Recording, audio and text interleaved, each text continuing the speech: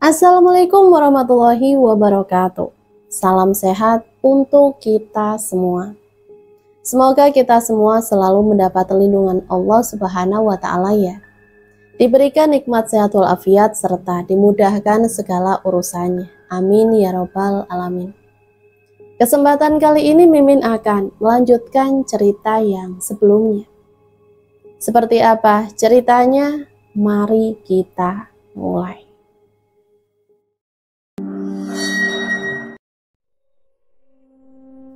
Suatu malam Iwan mengajak Ucok untuk makan malam di sebuah taman di pinggir danau yang sangat asri.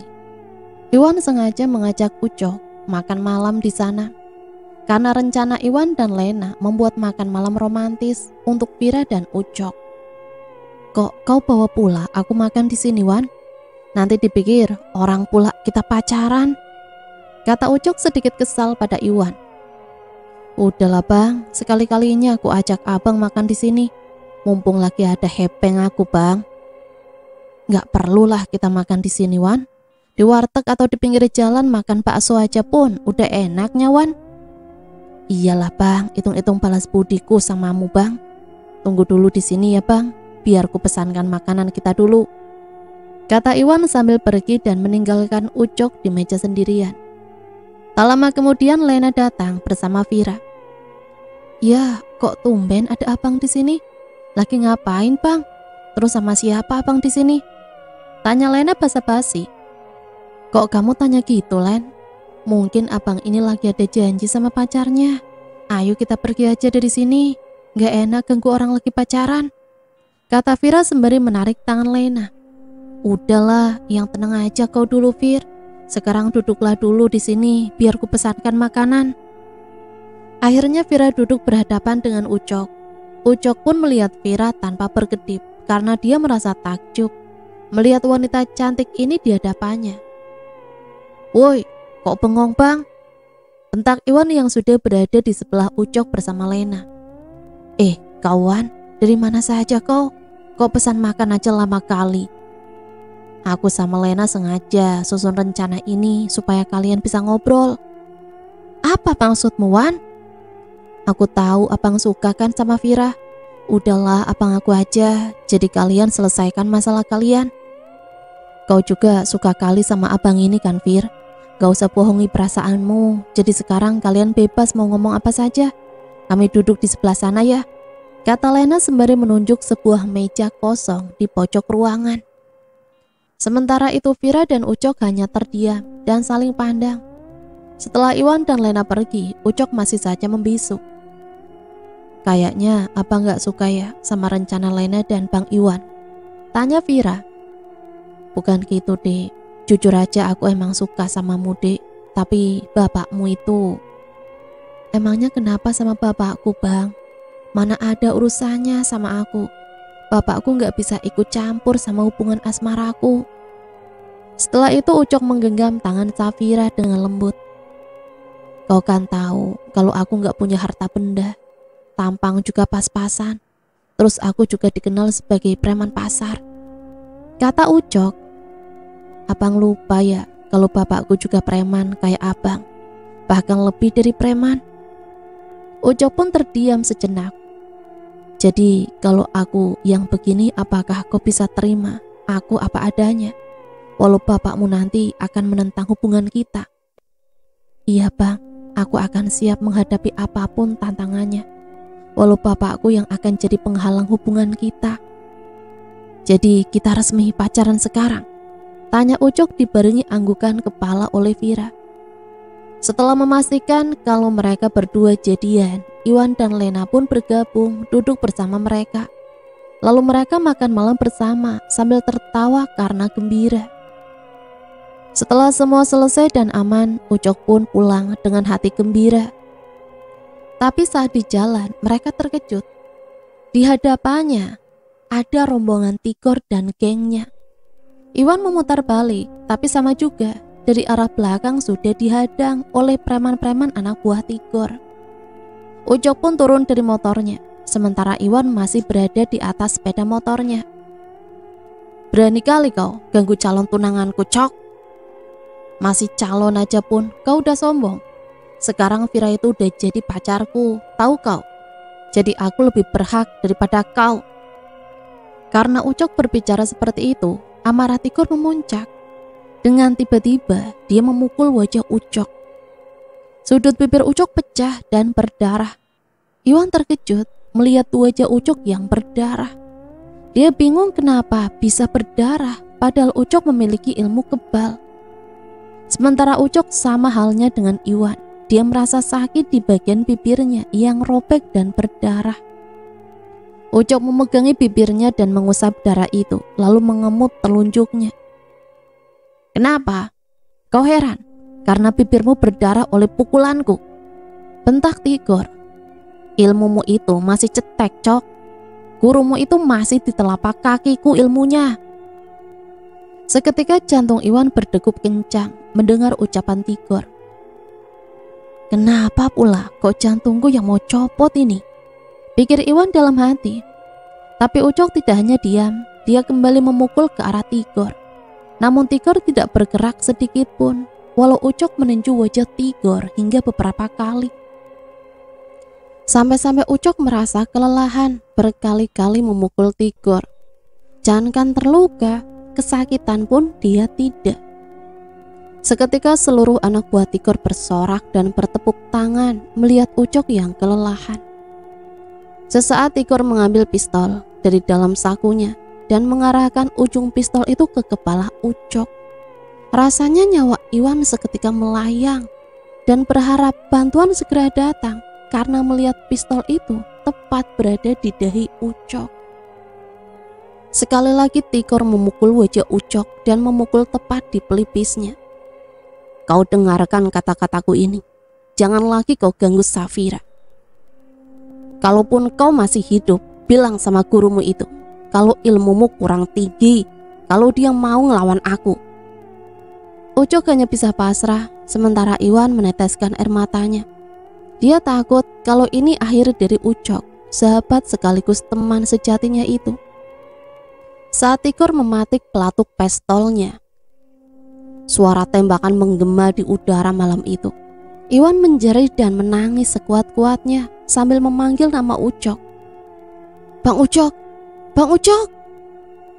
Teriakan Iwan yang sangat keras sambil berlari, dia menghampiri tubuh Ucok yang terkulai lemas di tanah. Jangan bergerak, teriak seseorang dari kejauhan. Tigor pun menoleh ke belakang dan melihat segerombolan polisi berlari ke arahnya. Kabur! Teriak Tigor pada seluruh anak buahnya. Seketika anak buah Tigor berlarian, berpencar ke segala arah, membuat polisi kesulitan untuk menangkap preman-preman itu. Sementara Iwan menangisi Ucok yang terkapar di tanah. Bang, bangun bang, aku gak mau kau mati bang. Janganlah kau tinggalkan aku sendirian sebatang kara di dunia ini bang. Iwan mengguncang-guncangkan tubuh Ucok. Dia merapas seluruh tubuh Ucok, khususnya di kepala Ucok. Iwan melihat dengan jelas bagian kepala Ucok tadi, tapi tidak ada darah sedikit pun di kepalanya. Kalau memang Ucok tertembak, sudah pasti kepalanya bolong, terkena peluru pistol.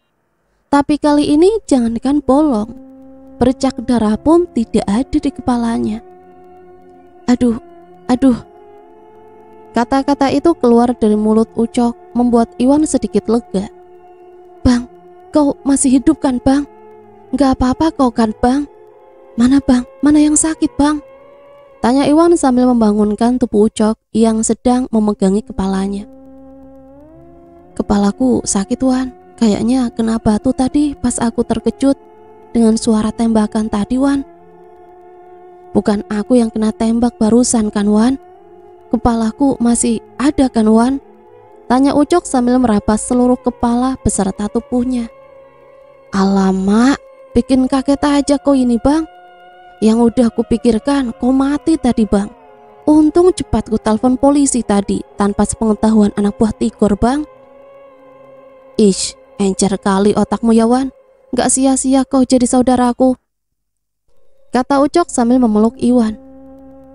Maaf pak, apakah bapak yang sudah menghubungi polisi tadi? Tanya polisi. Iya Pak, saya yang sudah telepon Bapak barusan. Terima kasih sudah datang Pak. Memang premanisme di sini makin merajalela. Setelah berbincang, polisi berpamitan untuk kembali ke kantor dengan membawa beberapa preman yang berhasil ditangkap. Karena setelah penembakan ke udara, seluruh preman tadi kabur melarikan diri. Sementara di perjalanan, Iwan berbicara pada Ucok kalau besok pasar malam akan dibuka di kampung mereka. Besok kita udah bisa mulai bekerja Bang. Kerja di mana Wan? Di pasar malam lah Bang. Besok udah mulai beroperasi pasar malam di kampung kita Bang. Beberapa hari kemudian Ucok datang ke pasar malam untuk melihat pekerjaan Iwan dan kebetulan Lena dan Safira berada di sana, duduk menemani Iwan. Banyak setoranmu malam ini Wan? Tanya Ucok mengejutkan Iwan. Ngapain kau di sini Bang? Apa karena cewekmu ada di sini ya? Ah, kau ini kayak dukun aja kau. Kau bisa tahu kau? Kata Ucok meledek. Terlihat Safira tersipu malu dan tertunduk. Pasti kau udah janjian tadi sama si Bang Ucok kan Fir? Makanya kau ngotot mau ke pasar malam. Nggak ada Len. Aku nggak tahu Bang Ucok mau ke sini. Iya kan Bang? Iya, mana ada kami janjian. Tadi gimana Bang tentang ilmumu? Tanya Iwan berbisik ke telinga Ucok. Kata Pak Ginting beres Wan, tapi aku kok ragu ya. Apakah benar ilmuku lebih tinggi di atas Tigor itu Wan? Bisik Ucok kembali pada Iwan. Percaya aja kau Bang sama Pak Ginting. Dia tuh bukan dukun kaleng-kaleng Bang. Percayalah kau sama dia biar ampuh ilmu itu. Terus ngapain kau diem aja di sini Bang Ucok? Gak adanya niatmu ngajak cewekmu ini jalan-jalan di pasar malam. Ledek Lena. Ish, kamu ini Len, jangan kayak gitulah ngomongnya. Kan malu aku. Jawab Vira. Lalu Ucok memegang tangan Vira dan mengajak dia berjalan-jalan mengelilingi pasar malam. Sementara Lena menunggui Iwan untuk mengatur sepeda motor.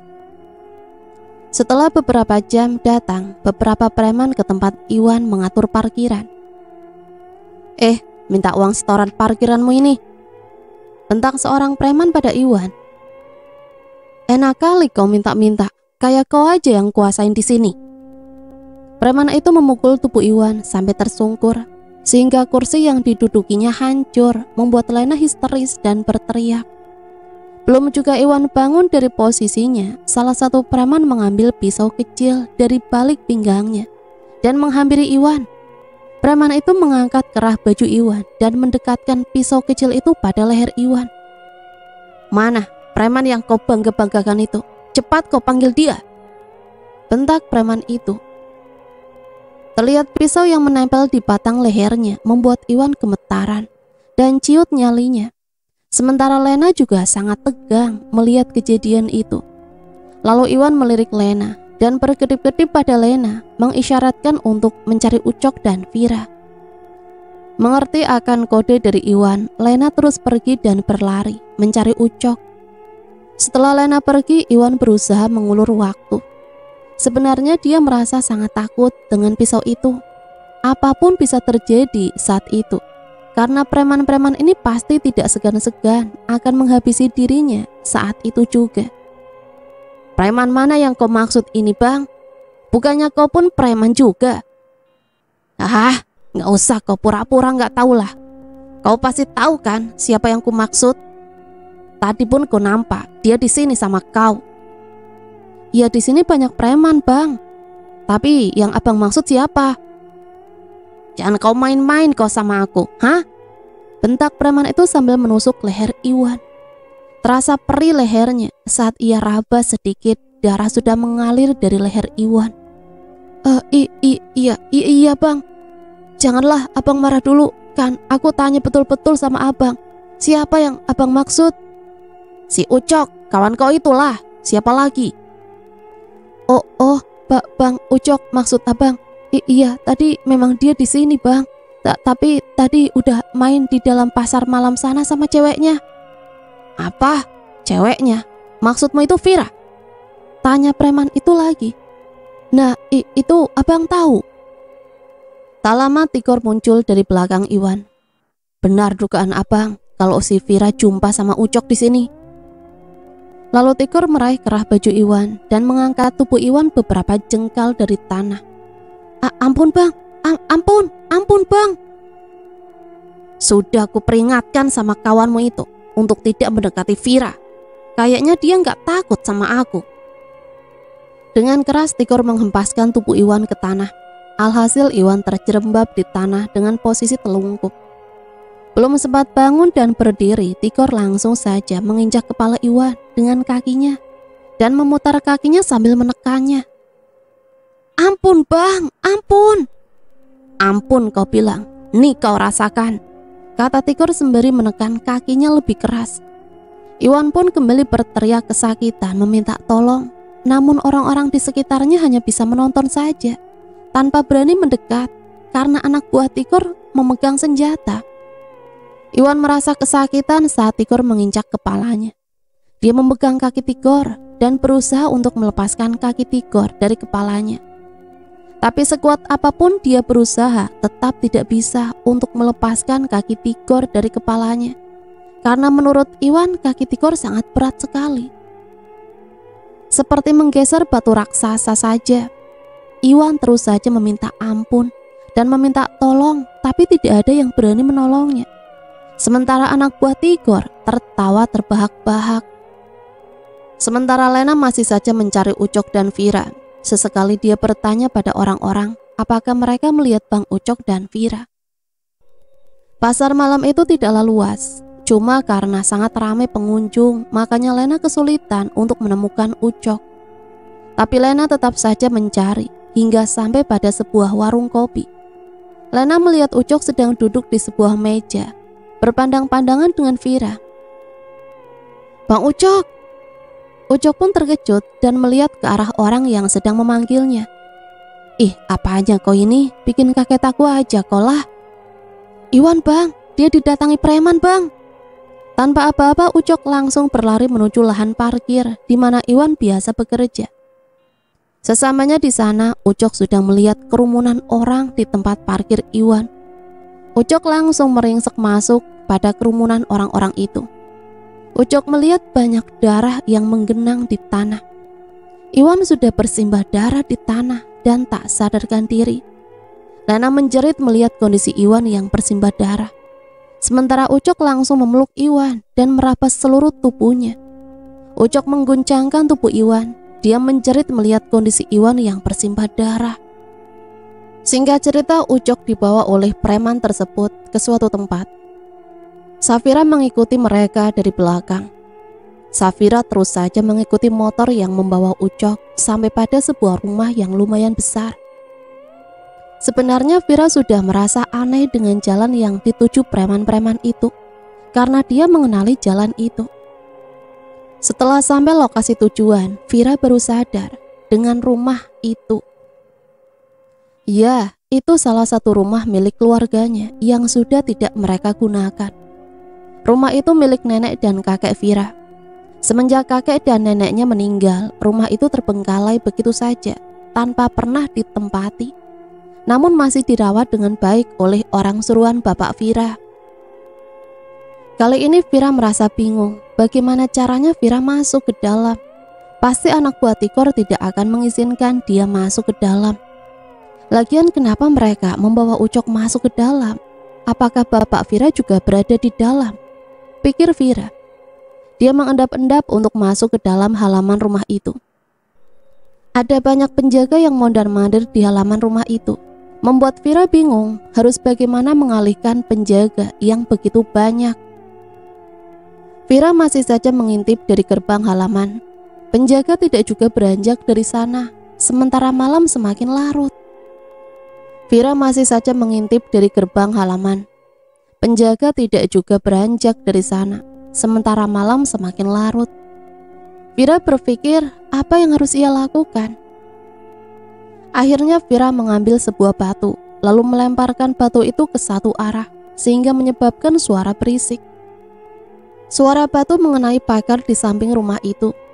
Beberapa preman memeriksa suara apakah itu, sementara yang lain masih pada posisinya.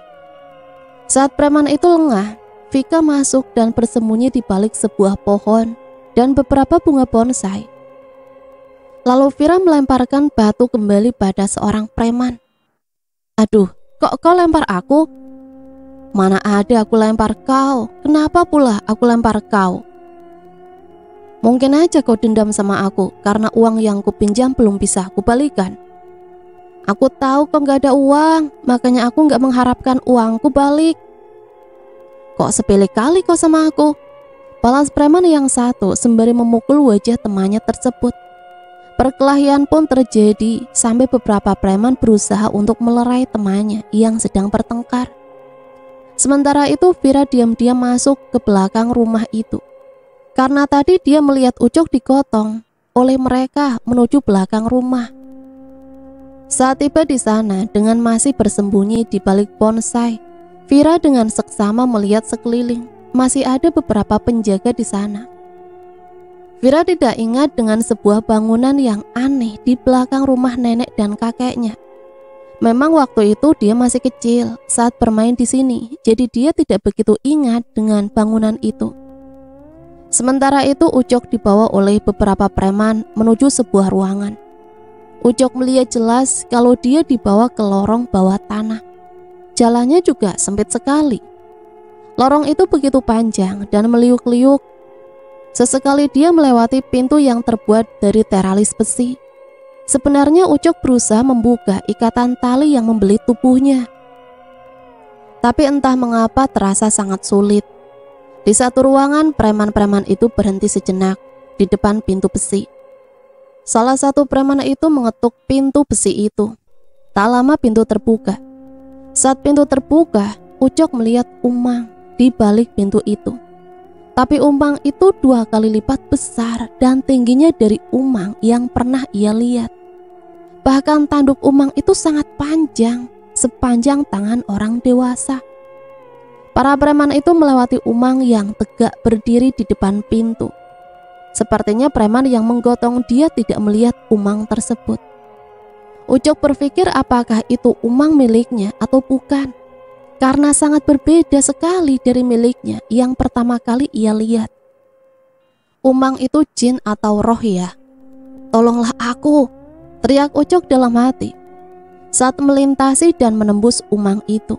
Karena mulut Ucok ditutup kain dan tubuhnya juga sangat lemas. Seperti mendengar suara hati Ucok, Umang itu pun berbicara seperti telepati saja. "Tuan tenang saja, semua akan baik-baik Tuan. Saya akan memantau Tuan, jangan takut. Yang kita hadapi itu bukanlah orang sembarangan Tuan," kata Umang itu seakan-akan berbicara dari hati ke hati pada Ucok. Beberapa saat Umang itu menghilang seperti asap dan terbang di antara Ucok dan preman itu. Sesekali preman itu berhenti karena merasa lelah. Vira masih bingung bagaimana lagi caranya biar 2 orang preman itu pergi. Kau berdua, kau masih di situ aja kalian? Bantu kawanmu itu yang berantem di depan sana. Udah mau bunuh-bunuhan orang itu," teriak salah satu preman. "Tapi bang, kami gak boleh ninggalin pintu ruang bawah tanah ini," kata bos. "Gaknya ada yang masuk, udah sana pergi, bantu kawanmu itu, daripada nanti kita lagi yang kena marah." Akhirnya mereka berdua lari menuju halaman depan. Saat itulah Vira menjalankan rencananya. Saat preman tadi menunggui pintu itu, Vira mengambil sebuah balok kayu dan memukul kepala preman itu sampai pingsan. Setelah pingsan, Vira menyeret preman itu ke belakang bonsai. Tak lupa Vira mengikat tangan dan kaki, walau berat dan ngos-ngosan, Vira tak merasakan lagi demi menyelamatkan Ucok. Saat ingin menuju pintu, Vira kembali pada preman yang pingsan tadi dan menyumpal mulutnya dengan sapu tangan Vira. Lalu Vira masuk ke ruang bawah tanah itu. Vira menyusuri lorong-lorong di dalam yang temaram karena hanya diterangi obor. Itu pun setelah beberapa meter baru ada obor lagi. Sebenarnya Vira sangat takut masuk ke dalam lorong itu. Tiba saat Vira menemui 2 cabang lorong, dia merasa bingung harus ke lorong yang mana. Tiba-tiba seberkas cahaya terlihat di salah satu lorong. Vira pun mengikuti cahaya itu. Setelah itu terdapat lorong yang lurus. Vira terus saja berjalan. Vira melihat sebuah pintu teralis besi dan beberapa lubang terdapat di dinding lorong. Dengan perlahan Vira membuka pintu teralis itu dan dia mendengarkan suara langkah kaki beberapa orang. Dengan cepat Vira bersembunyi di lubang yang terdapat pada dinding lorong dan menutupi tubuhnya dengan terpal hitam yang terdapat di dekat pintu teralis. Vira mendengarkan beberapa langkah kaki yang melewati dirinya. Setelah langkah kaki itu sudah tidak terdengar lagi, Vira pun kembali menelusuri lorong yang sesekali meliuk-liuk. Sudah lama berjalan, Vira belum juga menemukan ujung dari lorong itu. Hingga tibalah Vira di persimpangan lagi. Kali ini ada 3 cabang yang ada di depan Vira. Dia bingung harus ke arah mana. Jangan sampai nanti Vira bertemu dengan anak buah Tigor. Bisa-bisa dia harus keluar tanpa Ucok. Vira masih bingung harus mengambil arah yang mana. Bahkan cahaya yang ia harapkan akan menunjukkan jalannya tidak muncul juga. Lama Vira berpikir di persimpangan itu sambil berdiri. Kali ini dia sangat bingung, bahkan dia sampai menangis. Dia merasa lelah, tapi dia harus kuat dan bisa menemukan Ucok sesegera mungkin. Entah bagaimana nasib Ucok saat ini. Vira terduduk tak berdaya di tanah di antara 3 lorong. Dia berdoa dalam hati agar diberi petunjuk lorong manakah yang harus ia jalani agar sampai pada tempat Ucok berada. Tak lama kemudian Vira sangat terkejut melihat sosok yang menyeramkan di hadapannya. Dengan tubuh yang tinggi dan besar, dengan bagian kemaluannya hanya tertutup cawan tipis. Vira mundur beberapa langkah. Setelah melihat makhluk itu menatap Vira dengan tatapan tajam, seakan-akan meminta Vira untuk mengikuti dirinya. Seakan mengerti dengan tatapan makhluk itu, Safira segera mengikuti makhluk itu yang melayang, karena yang Vira lihat hanya sebatas paha ke atas. Sesekali makhluk itu menghilang lalu muncul lagi setelah beberapa meter di hadapannya. Hingga tiba saatnya Safira sampai pada satu ruangan dengan pintu berwarna hijau terang. Safira mendekati pintu itu lalu menggenggam handle-nya. Untung saja pintu itu tidak terkunci sehingga Vira dengan mudah membukanya. Vira terlebih dahulu membuka sedikit pintu itu untuk mengintip apakah ada preman di balik pintu itu. Setelah diintip, ternyata tidak ada siapapun di balik pintu itu. Vira pun masuk ke dalam ruangan tersebut yang isinya adalah barang-barang tak terpakai. Selamat datang di kediamanku Ucok. Kau memang benar mirip dengan bapakmu ternyata. Suara seorang pria terdengar menggema di ruangan itu. Vira mendengarkan suara itu dan mengikuti suara itu tepat di hadapannya. Vira menguping dan menempelkan telinganya di pintu sambil mendengarkan pembicaraan orang itu. Lepaskan tali yang mengikat Ucok. Siapa kau? Kenapa kau ikat aku kayak gini? Apa salahku sama kau rupanya? Bentak Ucok. Kau tidak salah. Cuma karena kau mendekati anakku, makanya kau kubawa ke sini. Siapa maksudmu? Siapa lagi? Ya Safira lah. Dia adalah anakku dan kau tahu siapa aku kan? Kenapa kau bapak Vira? Kenapa kau sampai turun tangan menghadapiku? Apa si Tigor itu nggak cukup? Oh, apakah karena sekarang si Tigor itu udah jadi bencok, makanya kau yang turun tangan? Ucap Ucok meledek. Melihat Tigor emosi dan maju beberapa langkah mendekati Ucok yang sedang dipegangi beberapa anak buah Tigor duduk di sebuah kursi. Tapi saat Tigor maju dihalangi oleh bapak Vira dengan memegang tangannya. Tawa Ucok menggema di ruangan itu seakan-akan meledek Tigor. Kenapa kau berhenti? Udah jadi ayam sayur kau sekarang. Bentak Ucok. Ternyata nyalimu sangat tinggi. Kau tidak bisa disepelekan ternyata. Kata bapak Vira yang dijuluki naga hijau. Biar ku kasih pelajaran dulu mulutnya bos. Kata Tigor menahan emosi. Jangan, biarkan dia berkoar-koar dulu. Jangan kau pikir dia itu orang sembarangan. Tapi bos, waktu itu dia pernah ku kalahkan bos. Itu kan dulu, sekarang dia lebih kuat dari yang kau pikir.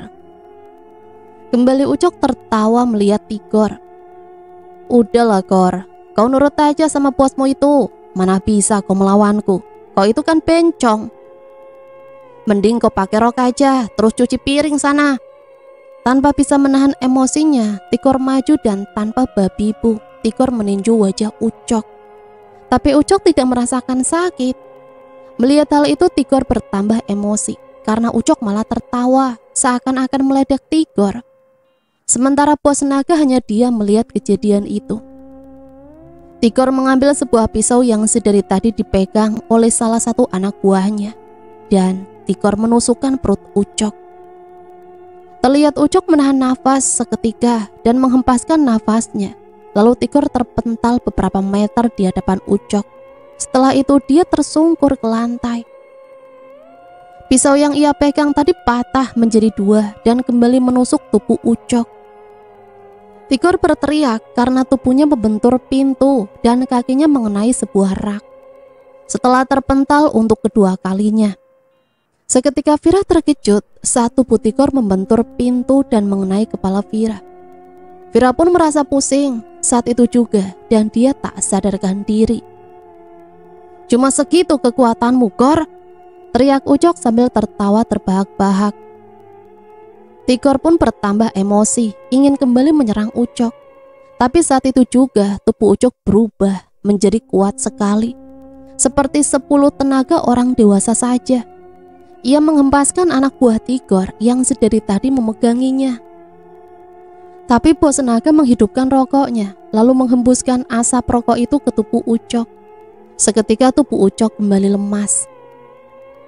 Ikat kembali dia, perintah bos naga pada anak buahnya.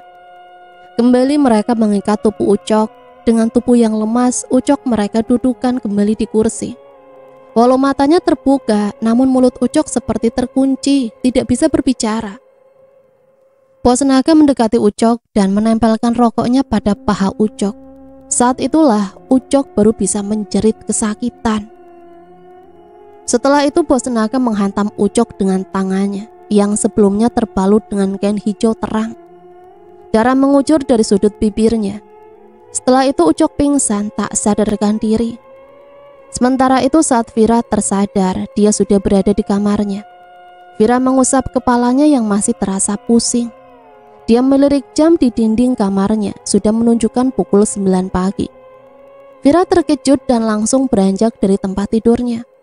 Dia berlari keluar rumah karena dia baru sadar kalau dia harus menyelamatkan Ucok di lorong bawah tanah itu. Dia juga bingung siapa yang sudah membawanya pulang. Mau kemana kau? Teriak bapak Vira saat Vira melewati meja makan. Mau keluar sebentar pak. Mau ngapain kau keluar? Makanlah dulu, baru kau bisa keluar. Nanti kau sakit. Vira pun menuruti bapaknya itu. Dia duduk di hadapan bapaknya sambil menatap tajam ke arah bapaknya. Dia berpikir kalau Tigor atau anak buahnya yang mengantar dirinya pulang. Sudah pasti bapaknya mengetahui hal itu. Tapi kenapa bapaknya tidak berkata apapun tentang hal itu? Apakah bapaknya sengaja tidak membahas hal itu dengannya? Karena bapaknya lah dalang dari semua ini. Lalu bagaimana nasib Ucok saat ini? Apakah Ucok masih di lorong bawah tanah itu? Atau di mana dia sekarang? Vira berpikir dia harus menyelamatkan Ucok bagaimanapun caranya. Setelah selesai makan, Safira pun pamit untuk pergi pada bapaknya. Pak, Vira pamit mau pergi dulu sebentar. Mau kemana pula kau Vir? Pagi-pagi kayak gini. Mau ke rumah sakit, jenguk teman pak. Siapa pula yang sakit Vir? Sakit apa rupanya temanmu itu? Dia itu ditusuk pak, lagi kerja di parkiran kampung sebelah. Bapak Vira terdiam sejenak lalu menatap Vira. Ya sudahlah, hati-hatilah kau di jalan ya Vir. Zaman sekarang banyak kali kejahatan di jalan. Mana ada orang yang bisa ganggu aku pak. Aku kan anak ketua preman yang disegani di kota ini. Jawab Vira ketus. Ya sudah, Vira pamit ya pak. Tak lama setelah Vira keluar, bapaknya menghubungi seseorang untuk mengikuti anaknya. Setelah itu dia menutup sambungan teleponnya. Safira sengaja pergi keluar dengan menggunakan taksi agar dia merasa bebas saja. Kalau dia menggunakan mobil sendiri, pasti akan gampang untuk diikuti oleh anak buah bapaknya.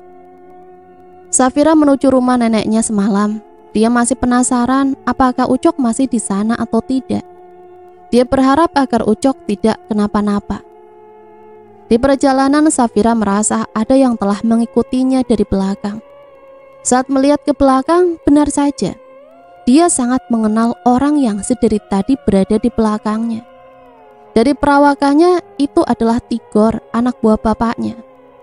Safira menyuruh supir untuk mengeput agar terhindar dari Tigor. "Pak, ngebut dong pak, ada yang ngikutin saya di belakang. Takutnya nanti itu begal pak. Apa bapak nggak takut dibegal preman?" "Apa betul ada begal yang ngikutin kita dek? Manalah aku mau kena begal dek." "Makanya pak, kita ngebut aja. Kalau bisa ngelak lah pak, biar dia nggak ngikutin kita." Akhirnya supir taksi itu ngebut dan sesekali masuk jalan kecil, lalu berusaha mengelak agar Tigor kehilangan jejak. Namun Tigor juga sangat gesit. Walau sesekali Tigor kehilangan jejak taksi yang ditumpangi Vira, namun dia masih bisa mengejar mobil itu karena dia hafal plat mobilnya. Hingga sampai di jalanan sepi, Tigor mendahului taksi itu dan menghentikan lajunya. Setelah taksi berhenti, Tigor pun turun dan memaksa untuk supir turun. Sebelum turun, Tigor melihat isi taksi, namun tidak ada siapapun di dalam taksi. Lalu Tigor melihat plat mobil. Benar mobil itu yang tadi ditumpangi oleh Vira. "Kemana cewek yang naik taksimu itu tadi, hah?"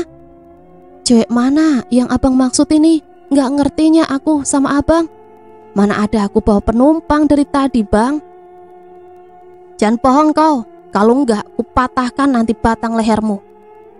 "Tolong, tolong, ada begal!" Teriak sopir taksi itu membuat Tigor gugup dan lari dengan mengendarai motornya. Sementara itu Safira di perjalanan menuju rumah neneknya dengan menggunakan ojek. Karena tadi Vira sempat turun di pangkalan ojek, lalu menyuruh supir taksi untuk mencari jalan lain agar mengecoh Tigor. Sesampainya di rumah neneknya, dia langsung mengintip dari gerbang. Vira pun membuka pintu gerbang yang tidak dijaga. Vira merasa aneh, kenapa tidak ada penjaga seperti kemarin malam. Vira masuk ke dalam dan langsung menuju belakang rumah. Betapa terkejutnya Vira, karena pintu menuju ruang bawah tanah sudah tidak ada lagi. Padahal kemarin malam Vira sangat ingat kalau ada sebuah pintu di sini. Dia mengelilingi rumah neneknya tersebut. Dia tidak menemukan ruangan itu. Apa mungkin dia salah lihat? Toh dia juga masuk ke lorong itu dan mendengar percakapan seseorang di dalam lorong itu. Tapi kenapa pintu itu tidak ada ya? Apa iya dalam waktu semalam lorong bawah tanah itu hilang begitu saja? Rasanya tidak mungkin, pikir Vira. Karena tidak menemukan lorong bawah tanah rumah itu, akhirnya Vira pulang kembali ke rumahnya. Saat di rumahnya, Vira mendengar suara minta tolong dari dalam rumahnya. Karena penasaran, Vira berhenti sejenak dan mendengarkan dengan seksama suara siapakah yang minta tolong itu. Vira terus mengikuti asal suara itu. Walau lirih dan lemah, namun suara itu jelas terdengar. Ya, suara orang yang sedang kesakitan dan meminta tolong. Vira mempertajam pendengarannya. Siapakah orang yang meminta tolong itu? Lalu tumben tidak ada orang di rumahnya. Bahkan para preman anak buah bapaknya juga tidak ada. Padahal biasanya ada puluhan preman yang mondar-mandir di rumahnya itu. Apakah seluruh preman itu sedang dibawa bapaknya untuk pergi? Tidak mungkin.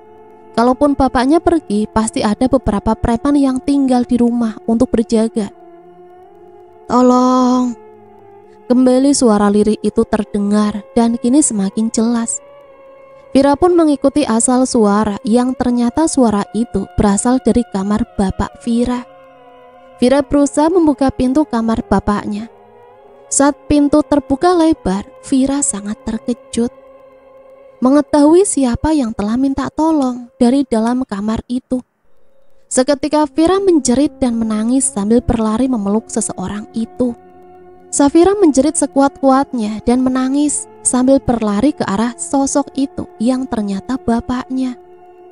Vira memeluk bapaknya yang telah sekarat di kamarnya. Tubuhnya dingin sekali, sedingin es saat Vira memeluk bapaknya itu.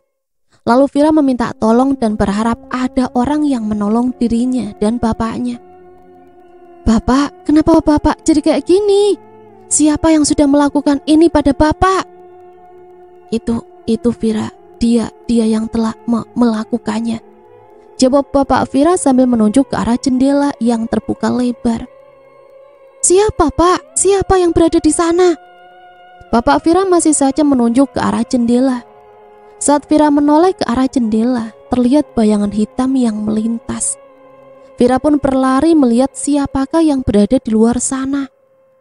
Setelah melihat ke sekeliling, Vira tidak menemukan siapapun di sana. Vira berpikir, apakah yang ia lihat barusan, manusia atau hantu? Bapak Vira memuntahkan darah dari mulutnya, lalu kejang-kejang, membuat Vira semakin histeris dan panik.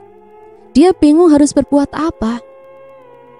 Saat itu juga dia mencari ponselnya yang tiba-tiba saja menghilang entah kemana. Padahal Vira selalu membawa ponselnya kemanapun dia pergi. Tapi kali ini dia tidak bisa melihat ponselnya di mana. Dia ingin menelpon ambulan. Karena panik akhirnya Vira mencoba menyeret bapaknya untuk keluar rumah. Bapak Vira mulai lemas dan terus saja memuntahkan darah dari mulutnya. Malah kini dari hidungnya juga keluar darah. Setelah berusaha menyeret bapaknya sampai ke teras, Vira pun menyeret bapaknya masuk ke dalam mobil dengan susah payah. Untung saja bapak Vira tidak memiliki tubuh yang besar sehingga Vira bisa memasukkan bapaknya ke mobil. Singkat cerita, Safira membawa bapaknya menuju rumah sakit terdekat.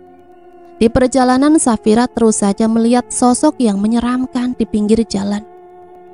Sosok itu berwajah merah dan sangat menyeramkan, dengan wajah yang tidak beraturan, sebab wajahnya rusak berdarah-darah. Kedua matanya mengeluarkan belatung dengan rongga yang bolong. Safira sangat jelas melihat sosok itu karena sosok itu terkena sorotan lampu mobilnya. Tapi Safira berusaha untuk tenang agar dia bisa menyetir sampai ke rumah sakit demi bapaknya yang sedang sekarat. Sesekali Safira melirik spion untuk melihat kondisi bapaknya di bangku belakang sedang berbaring. Bapak Vira terus saja memuntahkan darah, bahkan kali ini sangat aneh. Muntahan darah itu kini berbau sangat busuk. Setelah beberapa saat kembali, Safira melirik kaca spion melihat kondisi bapaknya. Dan tiba-tiba Safira dengan refleks menginjak rem, membuat mobilnya berhenti mendadak. Safira berteriak sembari menutup wajahnya dengan kedua tangannya.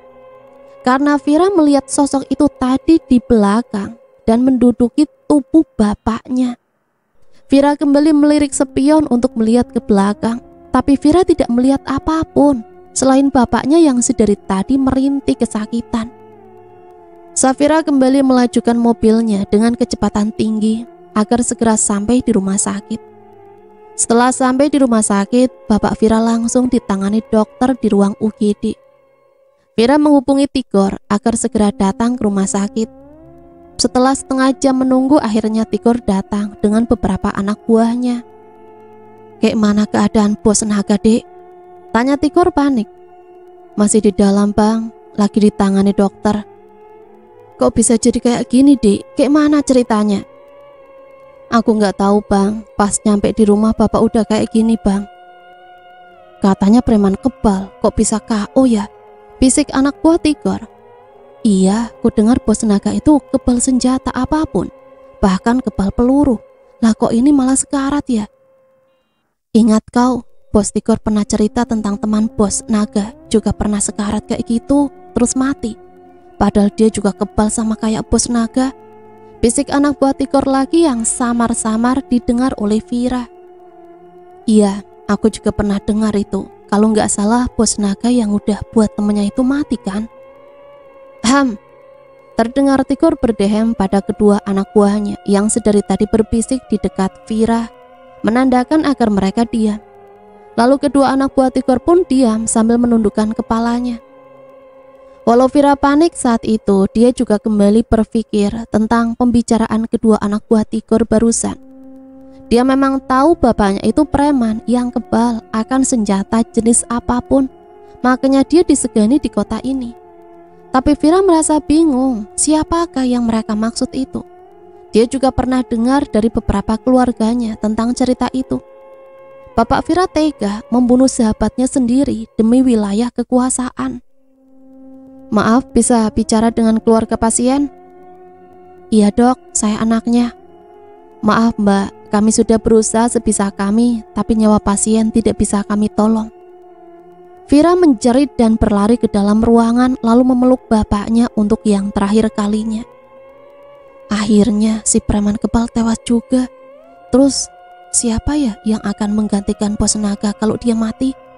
Bisik sesama anak buah Tigor. Ya Bos Tigor lah, jadi siapa lagi yang pantas kan? Tigor anak buah kesayangan Bos Naga. Lagian dia juga tangan kanan Bos Naga. Terlihat Tigor berusaha menguatkan Vira agar tabah menerima cobaan. Singkat kata Bapak Vira dimakamkan, dan makamnya ditunggui oleh beberapa anak buah Tigor selama 40 hari kematiannya.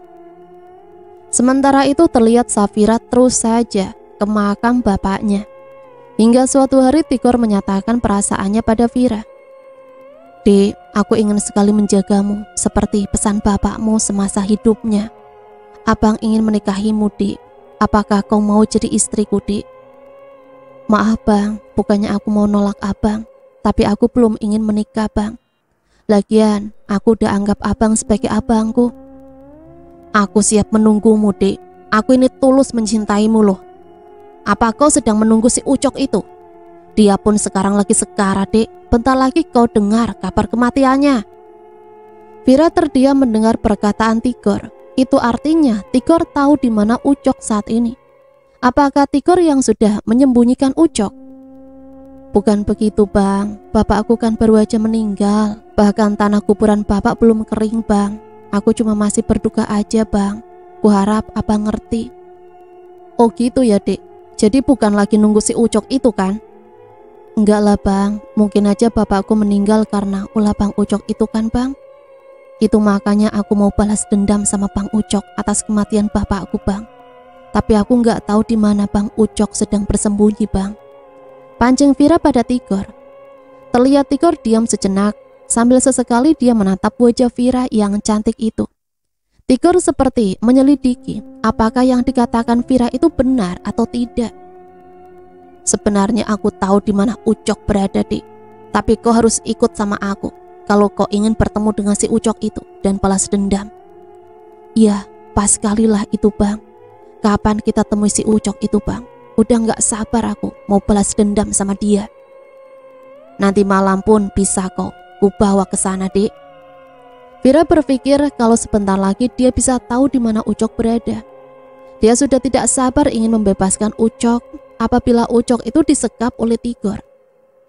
Dek Vira, teriak Tigor memanggil Vira dari luar kamarnya. Iya bang, ada apa bang? Kau lupa dek sama janji kita tadi siang?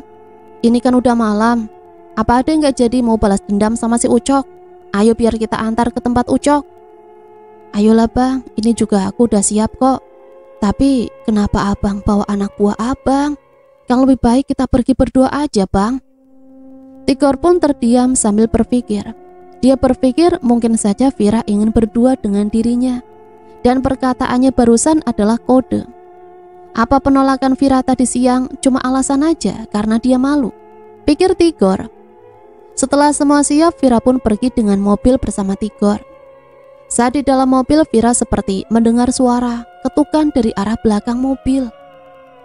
Suara itu tidak jelas, tapi seperti suara benturan dari arah bagasi mobil. Bang, denger nggak suara itu? Suara apa dek? Kok abang nggak denger ya? Itu bang, suara benturan. Abang nggak denger ya? Ah, mungkin itu perasaan adik aja kali. Karena tadi kita habis lewatin polisi tidur.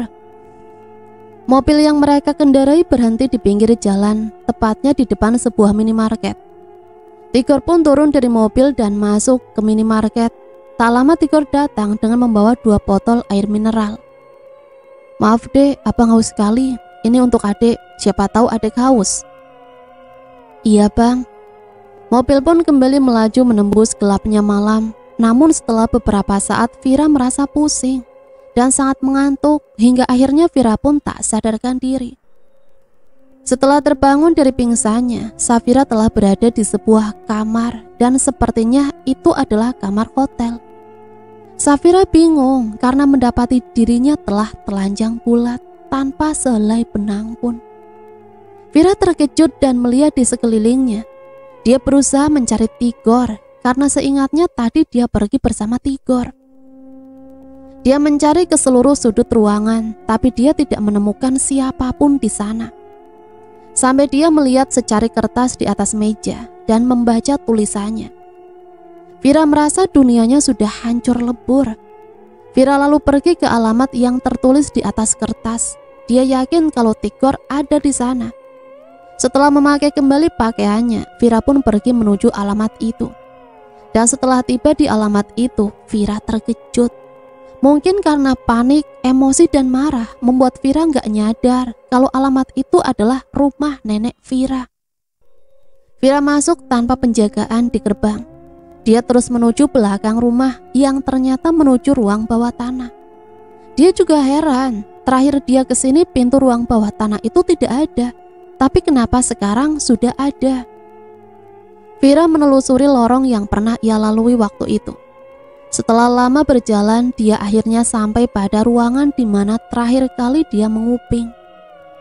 Vira membuka pintu dan mendapati Tigor di sana sedang berdiri. Lalu Vira menghampiri Tigor dan meraih sebuah balok kayu yang berada di sana. Tunggu dulu, Dek. Kok kau kayaknya emosi kali sama abang? Dasar kau pria biadab. Apa yang udah kau lakukan padaku? Apa rupanya yang udah kau lakukan sama kau, Dek? Kayaknya nggak ada apa-apalah. Tidak ada, kau bilang. Apa yang kau lakukan padaku di hotel, hah? Nggak ada lah, Dek. Kalaupun kau itu bugil, karena aku cuma penasaran sama tubuhmu yang mulus itu, Dek. Kau bohong. Kalau aku bohong, apa kau merasakan hal yang aneh pada tubuhmu itu, Dek? Seperti perih di bagian kemaluanmu? Vira pun terdiam sejenak sembari merasakan bagian sensitif tubuhnya itu. Ya, dia tidak merasakan nyeri pada bagian itu. Tapi kau harus terima kalau aku menyimpan foto bugilmu itu, Dik. Kata Tigor sambil memperlihatkan foto-foto Safira yang tersusun rapi di tembok ruangan. Kenapa abang melakukan hal ini? Lantas ngapain abang bawa aku ke sini pula, Bang? Untuk apa, Bang? Tadi kau bilang mau balas dendam sama si Ucok. Ya, disinilah tempatnya. Apa maksud abang? Tigor pun langsung memeluk erat tubuh Safira. Namun Safira berusaha melepas pelukan Tigor. Tapi Tigor sangat kuat sehingga Vira susah untuk melepaskan pelukan Tigor yang tiba-tiba itu. Kau bilang mau balas dendam sama Ucok kan? Inilah kita, lagi balas dendam sama si Ucok itu. Kalau melihat kita bermesraan kan, dia sakit hati. Apalagi kalau kita kasih rekaman ini nanti sama dia. Pasti bisa mati berdiri dia. Seketika Vira melihat di setiap sudut ruangan itu telah terpasang kamera. Vira semakin panik dan takut. Dia berusaha melepaskan pelukan Tigor yang semakin kencang. Namun Tigor malah mencumbui tubuh Vira dengan rakusnya. Vira berusaha menendang kaki Tigor, namun Tigor tidak merasakan sakit. Sampai saat Tigor menjatuhkan tubuh Vira ke lantai. Lalu Tigor merobek baju Vira sehingga memperlihatkan bagian dada Vira. Jangan, Bang, tolong jangan lakukan ini padaku, Bang. Awalnya aku gak mau melakukan ini samamu, Vir. Tapi saat terbayang tubuh kau yang mulus itu, aku jadi gak tahan. Saat Tigor mendekati tubuh Vira, Vira pun mundur perlahan. Namun kembali Tigor menyergap tubuh Vira. Walau tak berdaya dengan kekuatan Tigor, tapi Vira berusaha meraih sesuatu. Dan untung saja dia dekat dengan sebuah balok kayu. Vira memukul tubuh Tigor. Tigor berteriak sejenak, lalu dia tertawa terbahak-bahak. Apa kau pikir pukulanmu itu sakit? Kau tusuk pakai pisau pun aku gak akan merasakan sakit, tahu, Dek. Safira kembali berteriak minta tolong sembari menangis. Dia memohon minta dilepaskan oleh Tigor, tapi Tigor makin puas. Teriakan Safira tidak dipedulikan oleh Tigor. Dia terus saja mencumbu Vira dengan rakusnya. Vira memelas pada Tigor yang sudah seperti kesetanan. Tapi tiba-tiba Tigor tersungkur saat seseorang memukul pundaknya dari belakang. Tigor pun memegangi pundaknya yang terasa nyeri. Rupanya kau datang juga, Cok. Aku yakin kau tidak akan membiarkan cewek kau ini dalam kesusahan. Dasar kau bajingan, beraninya cuma sama cewek aja kau. Sini kau hadapi aku, biar ku libas habis kau. Karena kau mamaku meninggal, terus sahabatku juga masuk rumah sakit. Bukan itu aja, jangan lupa kalau bapak Vira juga aku yang buat tewas, balas Tigor. Apa? Kau ini memang manusia yang tidak tahu terima kasih. Kau itu kacang yang lupa sama kulitnya. Kalau bukan karena bapakku, mungkin kau sudah mati. Teriak Vira yang diselimuti oleh Ucok dengan kain sarung yang ia bawa. Iya, apa kau tahu kalau bapak kau yang udah bunuh bapak si Ucok itu? Iya, aku tahu. Memang kenapa kalau bapak Vira yang udah bunuh bapakku? Apa kau pikir aku akan membenci Vira? Enggak lah, cintaku ini sudah besar sama Vira. Lagian bapaknya yang bersalah, bukan Vira. Banyak bacot kau, teriak Tigor sembari berlari ke arah Ucok dan memukul wajah Ucok. Satu pukulan melayang ke wajah Ucok, namun Ucok tidak merasakan sakit. Lalu Ucok memukul wajah Tigor, tapi sama saja dengan Ucok kalau Tigor tidak merasakan apapun. Kemudian Tigor mengeluarkan sebuah pisau dari balik pinggangnya dan mengarahkan pisau itu ke arah Ucok. Bang Ucok, hati-hati bang, teriak Vira. Tenang saja kau dek, abang baik-baik saja kok, biar abang yang atasi si biadab Tigor itu. Tigor pun berlari ke arah Ucok sembari menghunus pisau di tangannya. Pisau itu seketika tumpul di tubuh Ucok, bahkan patah menjadi dua. Lalu Ucok kembali melayangkan pukulan ke arah Tigor yang membuat Tigor tersungkur ke lantai. Setelah itu Tigor mengambil patahan pisau yang tergeletak di lantai. Lalu ujung pisau itu menancap tepat di dada Vira, membuat Vira terjatuh ke lantai bersimbah darah. Ucok berlari menghampiri Vira yang tergeletak di lantai sembari memeluk tubuh Vira. Ucok mencoba untuk menggendong Vira keluar dari ruangan itu. Saat Ucok ingin keluar, tapi ditendang dari belakang oleh Tigor, sehingga mereka membentur pintu yang terbuat dari besi.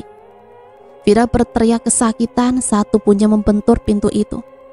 Perlahan mata Vira mulai menutup dan lemas karena dia mulai kehabisan darah. Ucok meletakkan tubuh Vira perlahan di lantai. Lalu Ucok berbalik badan dan menatap tajam pada Tigor.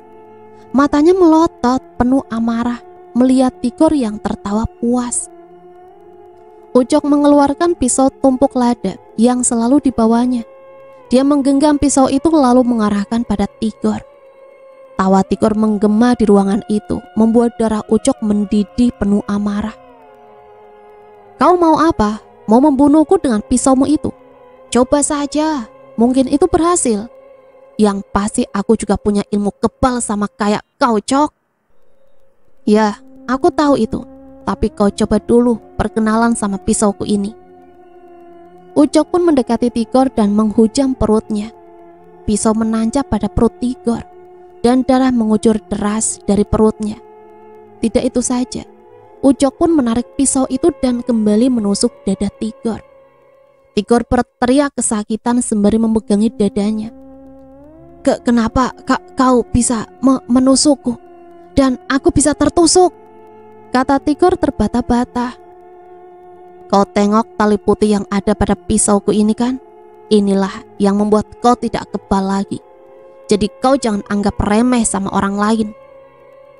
Tigor pun tersungkur ke lantai sesaat setelah Ucok mencabut pisau dari dadanya. Tigor pun tewas di tangan Ucok dengan mata yang melotot seperti ingin keluar dari rongganya.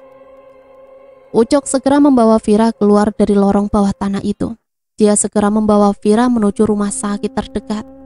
Sesampainya di sana, Vira segera ditangani oleh dokter. Untung saja nyawa Vira masih bisa diselamatkan dan Vira tertolong. Beberapa hari kemudian Vira pun sudah sehat walau masih menjalani perawatan di rumah sakit. Tapi Ucok sabar dan telaten mengurusi Vira di rumah sakit. Makasih ya bang, kenapa abang masih baik sama Vira sih? Lebih baik abang cari aja perempuan yang lain. Apanya kau maksud dek? Abang gak akan tinggalin kau. Kan abang udah pernah bilang kalau cinta abang itu udah dalam sama kau. Tapi bang, Vira kan. Udahlah dek, cinta abang itu tulus samamu, bukan karena ada maunya. Makasih ya bang, karena abang mau terima Vira apa adanya. Jadi apakah kau masih mau menjadi istri abang dek? Iya bang, Vira mau menjadi istri abang. Akhirnya Safira pun dinikahi oleh Ucok. Sementara itu Iwan sahabat Ucok pun tidak mau kalah. Iwan yang sudah baik-baik saja pun melamar Lena karena dia terkesan dengan Lena yang telah merawat dirinya sewaktu di rumah sakit.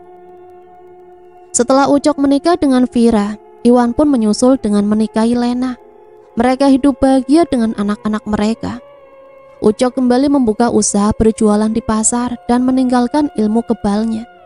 Sementara Iwan tetap menjadi tukang parkir dan bekerja di pasar tidak jauh dari warung Ucok. Dan cerita selesai sampai di sini. Semoga cerita ini bisa menemani hari-hari teman-teman semua ya. Sampai di sini saya pamit undur diri. Mohon maaf apabila banyak salah kata. Matur suwun. Wassalamualaikum warahmatullahi wabarakatuh.